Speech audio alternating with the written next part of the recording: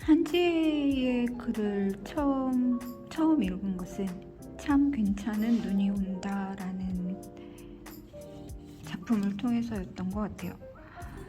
그 이후로 물그림 엄마가 나오기까지 그렇게 긴 기간은 아니었을 텐데, 이 작가에게 주목이 됐던 건 참 괜찮은 눈이 온다라는 작품에서 어떤 유년의 기억들이 오버랩되는 것을 느낄 수 있었어요. 누구나 갖고 있지만 굳이 꺼내서 들춰보지 않으면 보이지 않고, 누군가는 굳이 숨겨두고 싶은 그런 이야기들이었을 거는 아니었을까, 그런 생각도 들더라고요.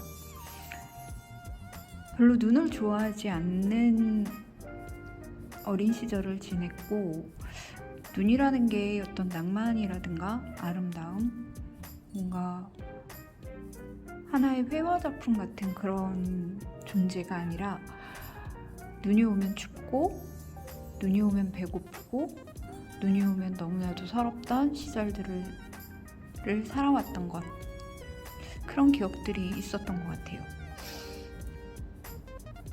그러다가 물그림 엄마라는 책을, 한지의 소설인데 이것을 보게 되었고, 7개의 이야기를 읽으면서 조금 또 멈칫멈칫하게 됐던 것 같아요. 그러니까 예를 들어서 이전에 읽었던 참 괜찮은 눈이 온다라는 것은 어린 시절의 기억들을 끄집어내었다면, 물그림 엄마에서는 나의 젊은 시간들, 젊은 여성이었을 나와, 조금은 나이가 든 여성이었을 나와, 이미 나이가 들어버린 할머니, 그리고 나의 어린 시절의 엄마, 특히 친정엄마. 이 친정엄마라는 말이 갖는 깊이나 질감은 글쎄 딱히 뭐라고 표현할 수 없을 것 같아요. 쉽게 말하면 너무 편해서 너무 만만했고, 너무 만만해서 너무 잘못도 많이 했고, 충분히 이해할 수 있지만 그 이해되는 과정이 너무나 속상했던 그런 대상으로서의 친정엄마를 떠올리게 했어요. 결과적으로 여성으로 살아가는 과정이라는 게, 끝없이 이야기하는 게 나를 하나의 인간으로서 내가 과연 잘 살아갈 수 있을까? 하나의 인간으로서의 나의 서사는 어디에 있는가에 대한 물음이 내 안에서도 계속 있었던 것 같은데, 물그림 엄마를 읽으면서 내가 자꾸 놓치고 있었던 것, 또는 내가 아니라고 생각했던 것, 내가 위로라고 생각했던 것, 상실이라고 생각했던 것, 그런 것이 특별하게 나에게서 특화된 감정이 아니라 누구에게나 스며있는 감정들이었고, 누구에게서든 끄집어낼 수 있었던 이야기였다. 결국 할머니, 엄마, 나, 딸로 이어지는 이 모든 과정들 속에서 우리는 켜켜이 누군가에게 쌓이는 이야기일 수 있고, 그 쌓여가는 이야기들이 결국 나를 온전한 인간으로 만들어내는 그런 자양분이 되는 건 아니었을까라는 생각을 하게 되더라고요. 결국 내 이야기가 친정엄마의 이야기와 별반 다를 게 없어지게 되는 지점, 또 친정엄마가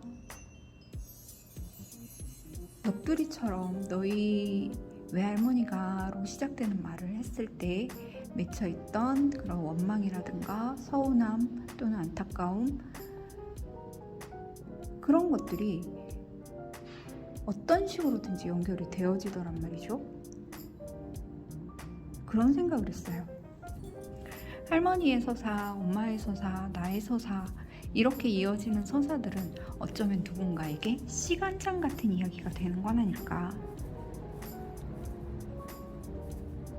근데 원래 시간장이라는 게 남의 집에서 남의 집으로 전달되는 게 아니라 한 집에서 그 집안 대대로 이어지는 것이 대부분이라고 한다면, 결국 오래 묵은 시간장 이거 하나를 만들어내는데 얼마나 많은 시간과 기다림들이 있었을까? 그래서 나는 이미 누군가의 서사를, 누군가의 이야기를 나는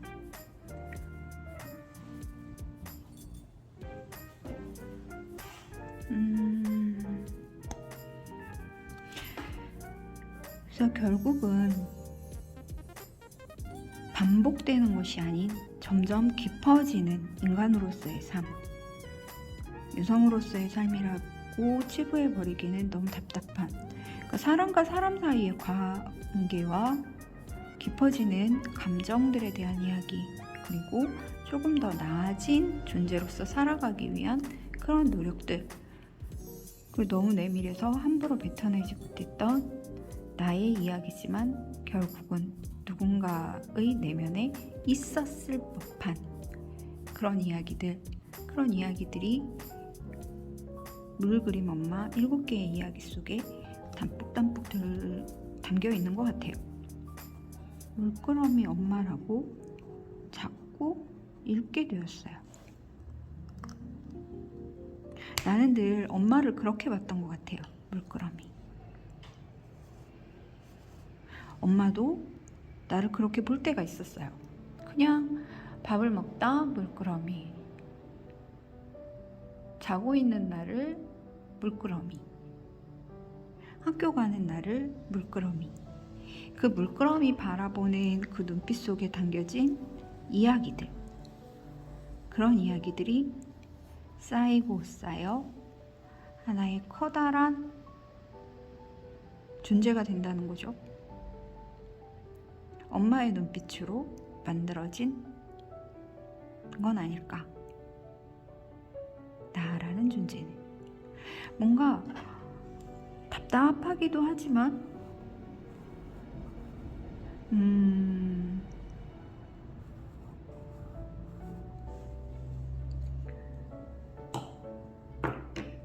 답답한 것에서만 그치는 게 아니라 뭔가 꽁냥꽁냥하게 말하고 싶어지는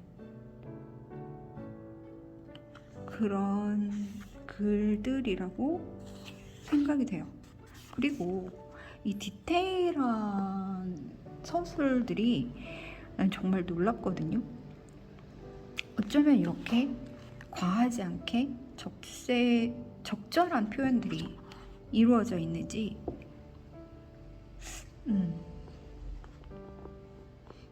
작가의 순수해 보이지만 순박한 표현들이 오히려 더 디테일하게 마음을 쿡쿡 찌르는 그런 책이었다고 생각이 들어요. 마지막에 물그림 엄마의 마지막 부분에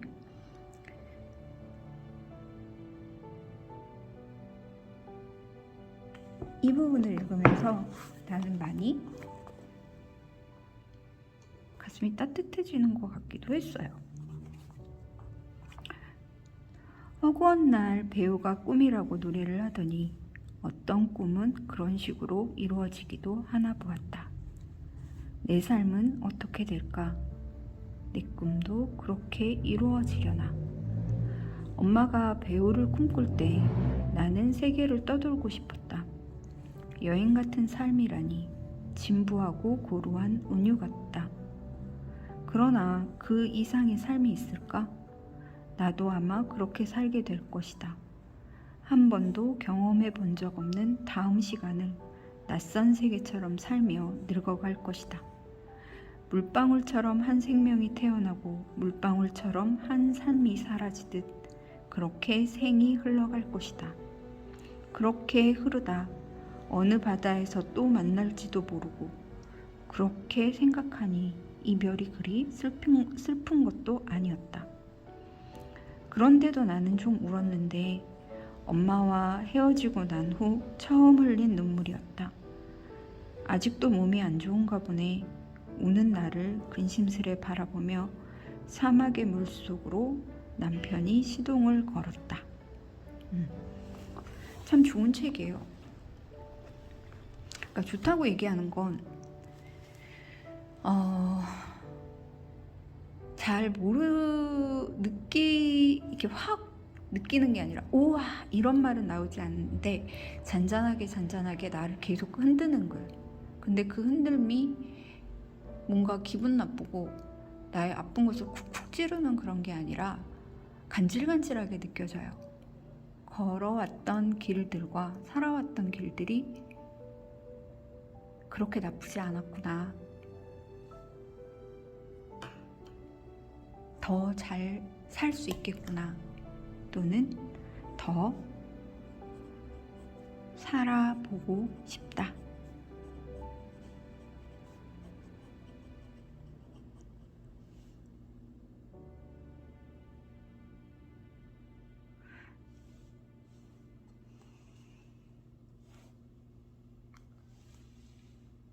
누군가의 엄마로서, 누군가의 딸로서, 또는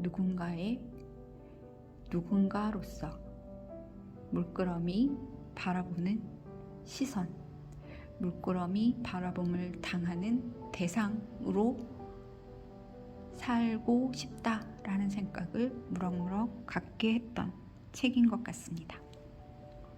한지혜의 물그림 엄마입니다.